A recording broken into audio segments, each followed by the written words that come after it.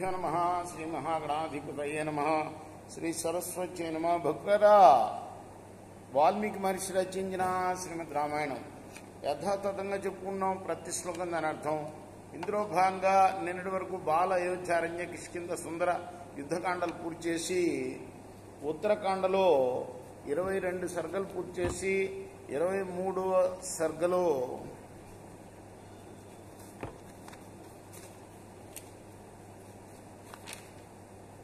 24వ శ్లోకం వరకు చెప్పుకున్నాం. ఈ రోజున 25 నుండి కొనసాగిద్దాం. కొనసాగించే ముందు వాల్మీకి మహర్షిని ప్రార్థన చేసుకుందాం. కూజంతం రామ రామేతి మధురం మధురాక్షరం ఆరుహ్య కవితా శాఖాం వందే వాల్మీకి కోకిలం సదా నింబవృక్షస్య మూలాధివాసాత్ సుధాశ్రావిణం తిక్తమప్యప్రియంతం తరుంగల్పవృక్షాదికం సాధయంతం నమామీశ్వరం సద్గురుం సాయినాథం.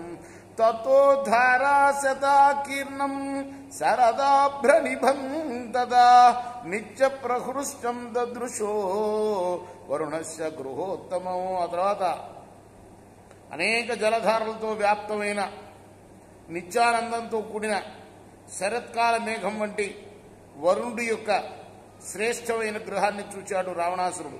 తతోహత్వా బలాధ్యక్షాన్ సమరేతైశ్చ తాడితః అబ్రవీచ్చ తతో యోధాన్ రాజా శీఘ్రం నివేద్యతాం. ఆ తర్వాత యుద్ధంలో సేనాధ్యక్షుల్ని చంపి ఆ యోధులతో మిగిలిన యోధులతో అన్నాడు, శీఘ్రంగా వెళ్ళి మీ రాజుతో చెప్పండి, యుద్ధార్థి రావణ ప్రాప్త తస్య యుద్ధం ప్రతీయతాం వదవాన్ అభయం తేస్తి నిర్జితోస్మీతి సాంజలి. రావణాసురుడు అనేవాడు యుద్ధం కోరి వచ్చాడు, అతనితో యుద్ధానికి రా, లేదా అంజలి ఘటించి జయింపబడ్డాను అని ఒప్పుకో. ఏతస్మిన్నంతరే క్రుద్ధావరణస్య మహాత్మనః పుత్ర పౌత్రస్య నిష్క్రామాన్ గౌస్య పుష్కర ఏవచ. ఇందులో మహాత్ముడైన వరుడు యొక్క పుత్రులు పౌత్రులు అంటే మనవళ్ళు వాళ్ళ బలాధ్యక్షులైన గోపుష్కరులు కోపంతో బయటకు వచ్చారు. చేతు వీర్య గుణోపేత బలై పరివృత స్వగై యుక్వా రథాన్ కామగమాన్ ఉజ్జద్భాస్కర వర్చస. మంచి పరాక్రమం సద్గుణాలు గల ఆ వరుణుడు యొక్క కొడుకులు మనవళ్ళు తమ సైన్యాలను వెంటబెట్టుకొని సూర్యకాంతి వంటి రథంగా వెలుగుతున్న రథాలనెక్కి బయలుదేరారు యుద్ధానికి. తతో యుద్ధం సమభవద్ధారుణం రోమహర్షణం సరళేంద్రస్య పుత్రాణం రావణస్య చ ధీమత. తర్వాత వరుణుడి పుత్రులకు రావణుడికి భయంకరమైన రోమాంచకమైన యుద్ధం జరిగింది. అమాత్యైశ్చ మహావీర్యై దశగ్రీవస్య రక్షసః వారుణం తద్బలం సర్వం క్షణేన వినిపాతితం. రావణుడి యొక్క అమాత్యులే ఆ వరుణ సైన్యాన్ని అంతా కూడా క్షణకాలంలో పడగొట్టేశారు. సమీక్ష స్వబలం సంఖ్యే వరుణస్య సుతాస్తదా అద్వితా శరజాలేన నివృత రణకర్మణః. ఆ వరుణుడి యొక్క కుమారులు యుద్ధంలో తమ సైన్యాలు పడిపోవటం చూసి బాణాలకే పీడితులై యుద్ధాన్ని విరమించారు.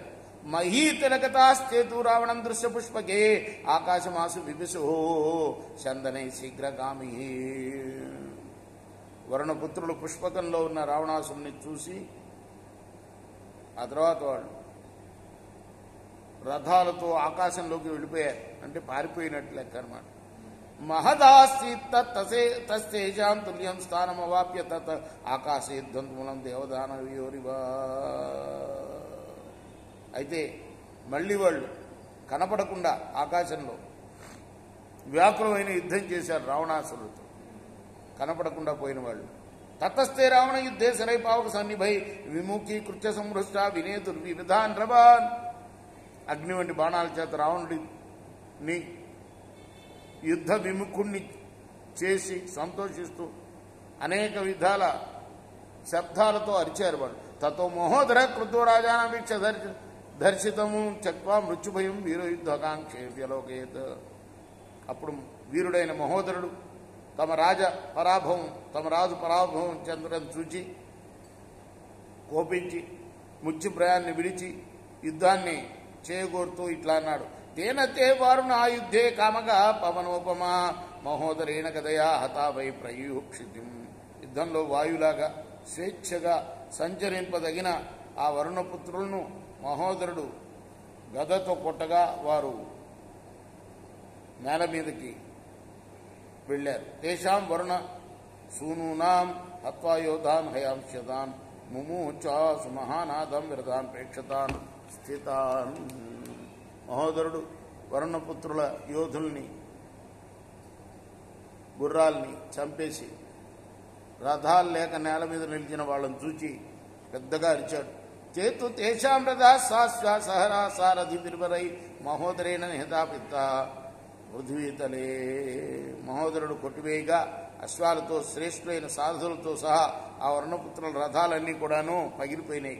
చేతు చక్వా రథాన్ పుత్రావరణస్య మహాత్మన ఆకాశే విశ్వాసుర స్వప్రభావాన్న విభిజ్యదు. మహాత్ముడైన వరుణుడి సూర్యుడైన కుమారులు రథం విడిచి ఆకాశం మీద నిలిచి సహజంగా ప్రభావంతుడవటం చేత పెద్దగా వ్యర్థమాత్రం చెందలేదు. ధనుంశకృత్వా సజ్జానే వినిర్భ్య మహోదరవు రావణం సమరే కృత సైత సమవారయాన్.